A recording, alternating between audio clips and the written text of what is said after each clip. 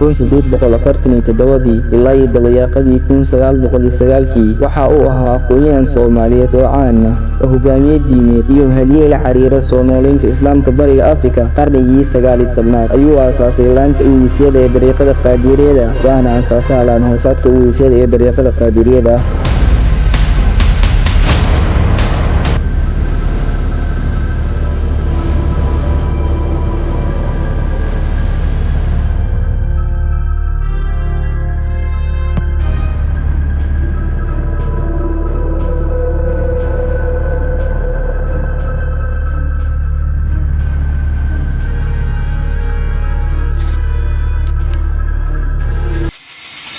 kusoo dhawaada daawadayaal taariikhda dahabiga ee Sheekh Uways al-Qaadiriya. haddaba kumuu ahaa Sheekh Uways? maxaana lagu xasuustaa magaciisa oo dhammaystiran? Sheekh Uways bin Moxamed bin Bashiir al-Baraawi waxa uu ku dhashay magaalada Baraawe ee xeebta Soomaaliya sanadkii 1847. waxa uuna ka dhashay qoys diinta magac dheer ku leh. nabigiisa Alxaaji Moxamed bin Bashiir waxa uu ahaa macallin diimeed. waxbarashadiisii hore waxa uu Baraawe ku bartay Qur'aanka Kariimka, tafsiirka Qur'aanka, naxwaha iyo cilmiga fiqiga asaasiga, isagoo ka mid ahaa ardayda Sheekh Ashaashi oo ahaa macalinkiisii ugu horeeyay. ruuxidiisii waxa uu ahaa qof diin jecel oo ka dhabeeyay jacaylka uu diinta u qabay iyo cibaadada, taasoo keentay inuu dareenka macalinkiisii soo jiito, dabadeedna loo furo dariiqada Qaadiriyada. safarkiisii diimeed. safarada Sheekh Uways waxa ay ahaayeen kuwo muhiim u ahaa kor u qaadista aqoontiisa iyo helitaanka ogolaanshaha ijaazada dariiqada. u socdaalka Baqdaad qiyaastii 1870 waxa uu u safray Baqdaad iyo Ciraaq ee ahayd xaruntii asalka ahayd ee dariiqada Qaadiriyada. halkaas ayuu ka sii waday barashada cilmiga ruuxiga ah. macalinkiisii caanka ahaa Baqdaad waxa uu wax ka bartay Sayyid Mustafa bin Salmaan al-Kiilani oo ka mid ahaa culimada ugu waaweyn ee Qaadiriyada. Sheekh Uways waxa uu ka helay Sayyid Mustafa ijaazada iyo dhargashiga dariiqada, taasoo si weyn u kordhisay sumcadiisii diimeed. xajka iyo socdaalo kale. wuxuu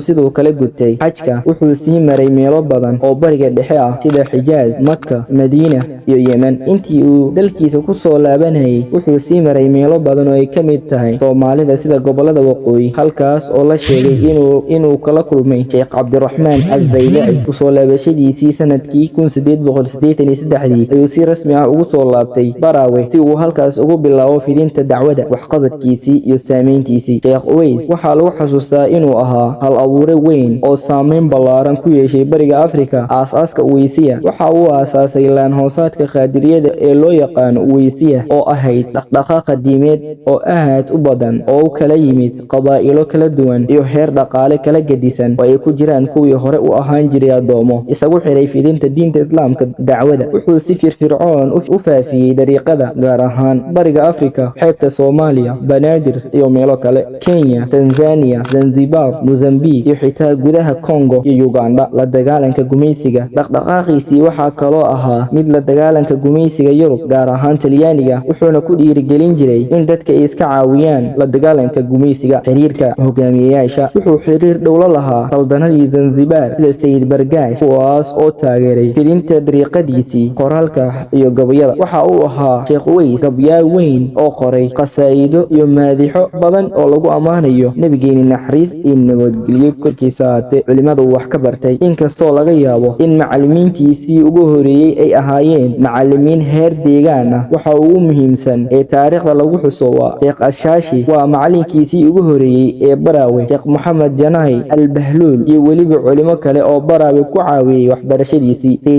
Sayyid Mustafa bin Salmaan al-Kiilani macalinkiisii ugu muhiimsanaa ee Baqdaad oo ah kan siiyey ogolaanshaha ijaazada Qaadiriyada. magacyada kutubada uu qoray. Sheekh Uways waxa uu caan ku yahay ee uu qoray qasiidooyin iyo gabyo diimeed aad u qurux badan. kutubtiisii loogu jecel yahay uu qoray waxaa ka mid ah Najmul Qasaa'id fi madxi Sayyid al-Anbiyaa, oo macnaheedu yahay ururinta qasiidooyin lagu ammaanayo sayidka nabiyada sallallahu calayhi wasallam. kutubkan waxa uu isagu jira gabayo uu isagu qoray iyo kuwa ay qoreen macallimiintiisa, ardaydii uu waxbaray. Sheekh Uways al-Baraawi waxa uu lahaa arday aad u tiro badan oo ka kala baahsan Bariga Afrika, kuwaasoo noqday jiirarka dariiqada Uwaysiyada. qorayaasha taariikhda waxa ay xuseen in Sheekh Cabdiraxmaan al-Cali uu dukumeentiyey inuu Sheekh Uways lahaa ku dhowaad 500 oo arday oo uu aqoonsan yahay, kuwaasoo 150 ka mid ah magacyadoodii la qoray. Waxaynu ku soo qaadan doonaa 7 ka mid ah ardayda ugu caansan ee